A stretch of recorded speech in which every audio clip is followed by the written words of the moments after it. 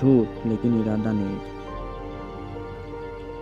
आपने ऐसा तो सुना ही होगा कि झूठ बोलने से पाप लगता है, लेकिन अगर हमारे झूठ बोलने के पीछे हमारा इरादा नेक हो तो हमें झूठ बोलने पर भी पुण्य मिलता है। ये कहानी उसी के बारे में है। एक किसान की फसल अतिवृष्टि के कारण बर्बाद हो जाती है। उस किसान के छोटे छोटे 2 बच्चे थे। उसके घर पर एक अन्न का दाना भी नहीं बचा था। गांव में ऐसा कोई नहीं था जो किसान की सहायता कर पाए। किसान अपने छोटे छोटे बच्चों के बारे में सोचकर बहुत परेशान हो जाता है। इसे समझ में नहीं आ रहा था कि मैं क्या करूं। जब किसान को कोई उपाय सूझा नहीं, तब वो एक रात जमींदार के बाड़े में जाकर उसकी एक गाय चुरा कर ले आता है। जब सुबह होती है तब वो किसान गाय का दूध दोहकर अपने बच्चों को भरपेट पिलाता है। दूसरी ओर जमींदार के नौकरों को पता चल जाता है कि किसान ने जमींदार की गाय चुराई है। जमींदार के नौकर जमींदार से उस किसान की शिकायत करते हैं। जमींदार ने पंचायत में किसान को बुलाया।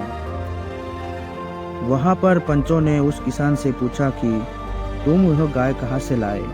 किसान ने कहा कि मैं इसे दूसरी गांव से खरीद कर ले आया हूँ। पंचों ने किसान को बहुत घुमा फिरा कर सवाल किया, किंतु किसान इसी जवाब पर अडिग रहा। फिर पंचों ने जमींदार से पूछा, क्या ये गाय आपकी है? जमींदार ने किसान की ओर देखा तो किसान ने अपनी आंखें नीचे कर ली। तभी जमींदार ने सभी से कहा, पंचों मुझसे भूल हो गई है, ये गाय मेरी नहीं है। पंचों ने उस गरीब किसान को दोष मुक्त कर दिया और उसे अपने घर जाने दिया।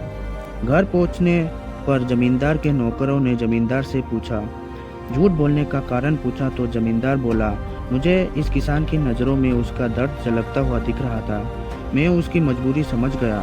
यदि मैं सच बोलता तो उसे सजा हो जाती, इसलिए मैंने झूठ बोलकर एक परिवार को संकट समय में बचा लिया। इतने में ही किसान जमींदार के गांव गाय लेकर उसके घर पर पहुंचता है।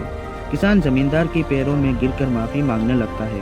किसान कहता है कि मुझसे बहुत बड़ी गलती हो गई, आप मुझे कृपया माफ़ कर दीजिए। जमींदार ने उस किसान को गले से लगाकर माफ़ कर दिया और उसकी हो सकी इतनी आर्थिक सहायता भी की। किसी के भले के लिए बोला गया झूठ झूठ नहीं किंतु सत्य जैसा होता है। किसी संकटग्रस्त की सहायता के लिए यदि हम झूठ बोलते हैं तो हमें उसका पाप नहीं बल्कि पुण्य ही मिलता है। हम झूठ बोल सकते हैं किंतु हमारा इरादा उस झूठ के पीछे नेक होना चाहिए। अगर किसी के भले के लिए हम झूठ बोलते हैं तो हमें भगवान भी माफ़ कर देते हैं।